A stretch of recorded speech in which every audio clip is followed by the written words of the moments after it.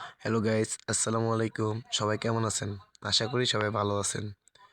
তো আজকের টাইটেল এবং থাম্বনেল দেখে আপনারা বুঝতে পারছেন যে আজকের ভিডিওটা কোন সম্পর্কে হতে যাচ্ছে। আমরা আজকে জানবো ফুটবল গেমে আমাদের কোন ম্যানেজার নিলে কোন ধরনের গেম খেলতে পারবো এবং পারফরমেন্স কেমন পাবো। আমরা ইতিমধ্যে অনেক গেম খেলছি, ভালো কোচের কারণে আমরা অনেক ম্যাচ হারেছি। ভালো কোচ না থাকায় আমরা বন্ধুদের সাথে ম্যাচ খেলে হেরেছি, প্লাস ডিভিশন ম্যাচও খেলে হেরেছি। তার জন্য একটা ভালো কোচ লাগবে। একটি ভালো কোচের পারফরমেন্স সবসময় ভালোই হয়, এটা আমরা জানি। তো দেরি না করে মূল ভিডিওতে যাওয়া যাক। আমাদের ভিডিওর প্রথমেই রয়েছে কোচ হচ্ছে জাভি এলানসো। আমরা আগে থেকেই জানি যে জাভি এলানসো কোন ধরনের কোচ, কোন মানের কোচ, তার পারফরমেন্স আমরা আগেই থেকেই জানি। সো এটা আর বেশি কথা না বলে আমরা জাভি এলানসোর দিকেই দেখি। জাভি এলানসো হলো আপনার কুইক কাউন্টার কোচ। যাদের কুইক কাউন্টার কোচ আছে তারা জাভি এলানসোকে নিশ্চিন্তে নিতে পারেন। জাভি এলানসোকে নিবেন কারা? যারা কুইক কাউন্টার খেলবেন, ওকে। যারা পজিশন গেম খেলবেন তারা নিবেন না। আমি কেন বললাম? কারণ তার ভিতরে গেলেই দেখতে পারবো আমরা তার এই কার্ডে কি কি আছে, আমরা বুঝতে পারবো। ওকে, নেক্সট কোচ হিসেবে রয়েছে রোনালদো কিউম্যান। রোনালদো কিউম্যান হলো একজন position gamer plus long out সম্ভবত, দেখি ওয়েট, হ্যাঁ, position game plus quick counter. Okay, next coach হিসেবে আমাদের রয়েছে পেপ গার্দিওলা। ওকে, পেপ গার্দিওলাকে আমরা নেব কেন?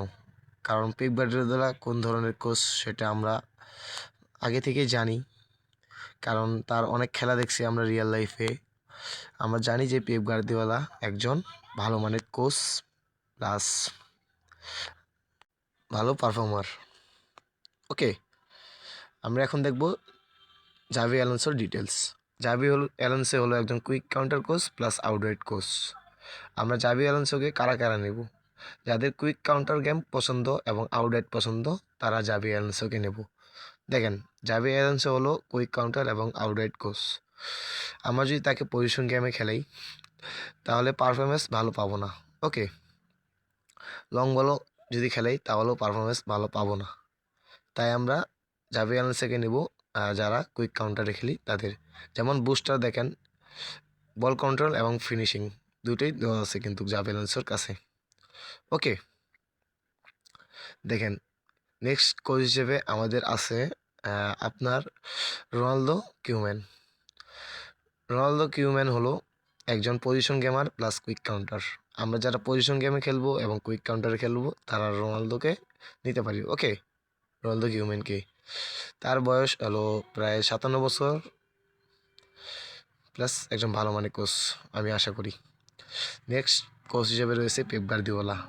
আমরা পেপ গার্দিওলাকে কেন নেব? দেখেন, position game plus out wide.